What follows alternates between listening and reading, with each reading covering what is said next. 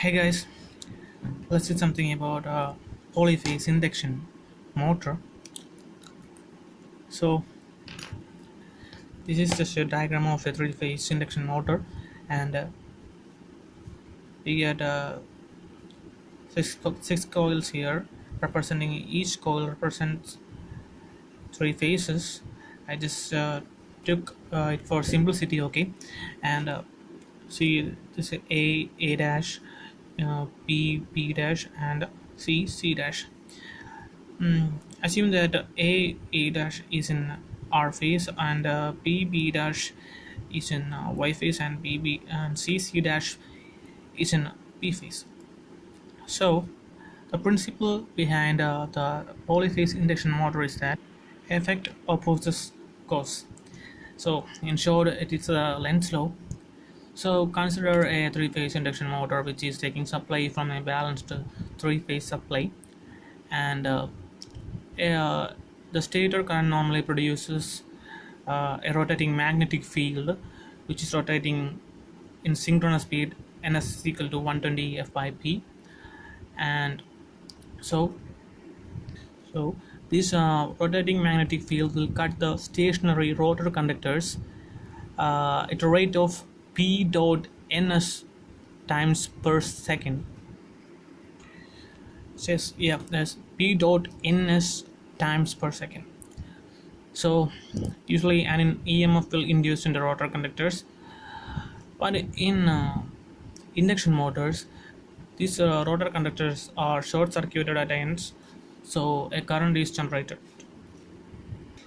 and you all know that a current carrying conductor under the varying magnetic field will usually rotates, and the rotor starts to rotate, and I said there's a Lenz's law in this in the induction motor theory. The effect opposes the cause, and so the rotor needs to the rotor needs to rotate in the speed, or in other words, the developed torque should force the rotor to rotate in the direction same as that of the rotating magnetic field. I will make it clear that now that it is the cutting rate, the flux cutting rate is ns into p times per second. So as the rotor speed increases in the same direction of the rotating magnetic field, the cutting action will reduces, and it will be like ns minus nr dot p times per second. So you can see that this cutting rate value is decreasing. As I said, effect opposes the cause. And what happens when this rotor speed reaches the synchronous speed? There will be no flux cutting action, and there will be no torque, and the induction motor won't work. So an induction motor never attains synchronous speed, or being more precise, it cannot work under synchronous speed. Okay, now we can look into the flex, air gap flex, and the of concepts of induction motor. Here phi is the air gap flux density, and as I said earlier, these are the coils in each phases. A dash is in the R phase, and B dash is in the Y phase, and C dash is in the P phase. Both as usual, they are placed 120 degree apart. And now consider the rotor conductors are purely resistive, and take an instant t. At that instant, here consider this N1 and S1 are stator poles which is produced by the rotating magnetic field. Don't get it confused with the physical poles of the motor. It is the moving poles that is between the rotating magnetic field poles N1 and S1 here, and here N1 comes just above the coil A in the R phase. So maximum EMF is induced in A dash, but in our case maximum EMF is induced.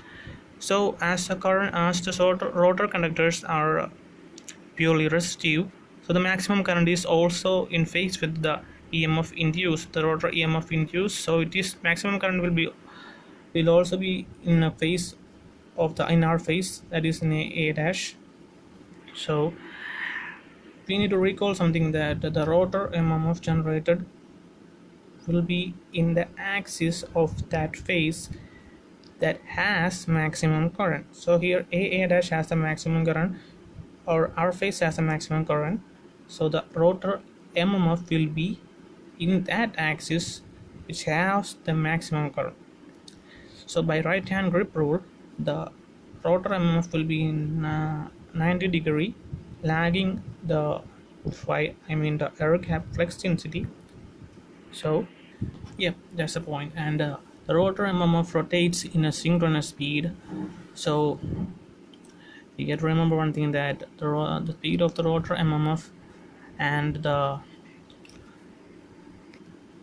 okay in simple, uh, the relative velocity between the rotor MMF and the rotating magnetic field is zero. Okay, is that clear? Yes. Okay. And this N2 and S2 is the rotor induced pole by the MMF. It is I repeat again that the N2S2 is not a physical pole, it is a rotor induced pole, and like the pole induced by the stator, this is an N2S2 is a rotor induced pole. So the relative velocity between N1S1 and N2S2 is also zero. So a standstill, this N1 repels N2 and attracts S2. So there will be an anti-clockwise movement in the rotor, so here, and similarly S1 repels S2 and it will attract N2 towards it. Then there will be also an anti-clockwise movement here. So I think you all got that this is why three-phase induction motor is self-starting.